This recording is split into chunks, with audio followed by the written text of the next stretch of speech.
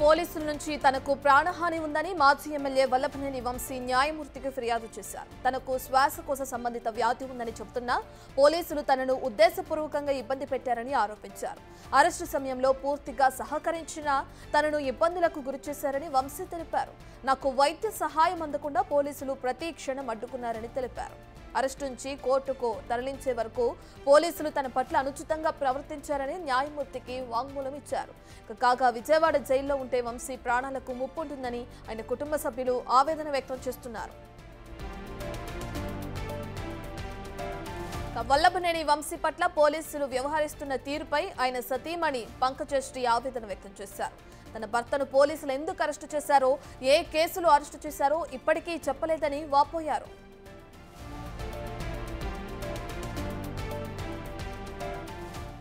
పూర్తి డీటెయిల్స్ అందించడానికి మా ప్రతినిధి శివ లైవ్ లో జాయిన్ అవుతున్నారు. రైట్ శివ, ఇప్పటికే చూసుకుంటే మాజీ ఎమ్మెల్యే వల్లభనేని వంశీ అరెస్ట్ ఇప్పుడు హాట్ టాపిక్ గా మారింది. ఈ క్రమంలో ఆయన న్యాయమూర్తికి ఫిర్యాదు చేశారు. పోలీసులు తన పట్ల అనుచితంగా ప్రవర్తిస్తున్నారని, తనకు ప్రాణహాని ఉందని చెప్పి కూడా న్యాయమూర్తికి ఫిర్యాదు చేయడం మనం చూస్తున్నాం. ఎలా చూడొచ్చు అంటారు శివ?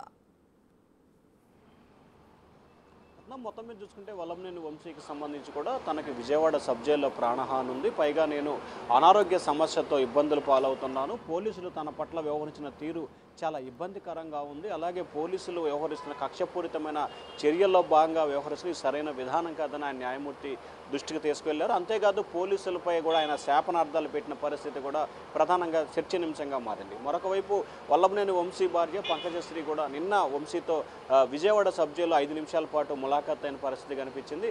మొన్ననే మీడియాతో మాట్లాడుతూ వంశీని అరెస్ట్ చేసిన విధానం సరైన లేదు, ఆయనకి ప్రాణహాని ఉంది, ఆయనకు రక్షణ కల్పించాలని చెప్పి డిమాండ్ చేస్తున్నారు. అలాగే విజయవాడ నుంచి రాజమండ్రికి కానీ నెల్లూరు సబ్ జైలుకి కానీ తరలించాలని చెప్పి కూడా డిమాండ్ చేయాలి. ఎందుకంటే విజయవాడ సబ్ జైలుకి సంబంధించి కూడా ఆ గంజాయి బ్యాచ్, డ్రగ్స్ మ్యాచ్, అలాగే దొంగలు, దోపిడీ ఇట్లాంటి వారు ఎక్కువ మంది ఉన్న నేపథ్యం కనిపిస్తూ ఉంది. పైగా విజయవాడ సెక్యూరిటీ రీజన్స్ పరంగా కానీ లేకపోతే మరే కోణానికి సంబంధించి కూడా విజయవాడ సబ్ జైలు సరైంది కాదనేది వైఎస్ఆర్సీపీ నేతల అభిప్రాయంగా కనిపిస్తోంది. ఈ నేపథ్యంలో నెల్లూరు సబ్ జైలుకి తరలించాలని చెప్పి కూడా ఇవాళ కానీ లేకపోతే సోమవారం కానీ కోర్టులో మెమో దాఖలు చేసే అవకాశం కనిపిస్తోంది. వాస్తవానికి నిన్ననే మెమో దాఖలు చేయాలని చెప్పి భావించారు.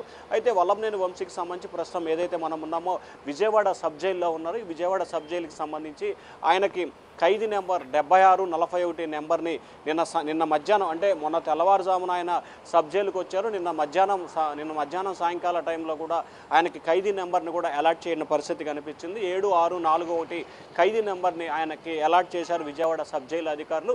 నిన్న సాయంకాలం 6 గంటలకే ఆయన సబ్ జైలు అధికారులు ఇచ్చిన భోజనం అలాగే కర్రీ, రసం, పెరుగుతో కూడా ఆయన భోజనం చేసినట్లు తెలుస్తూ ఉంది. రాత్రి 9 గంటలకే ఆయన నిద్రపోయినట్లు తెలుస్తూ ఉంది.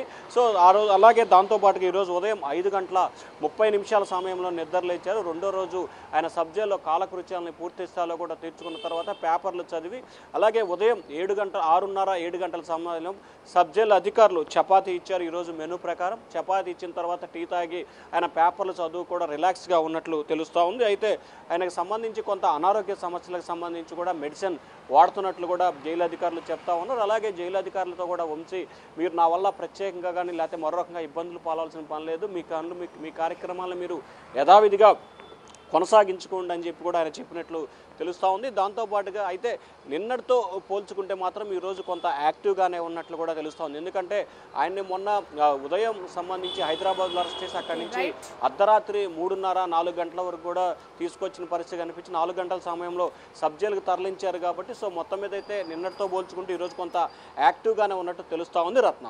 Right, thank you Shiva.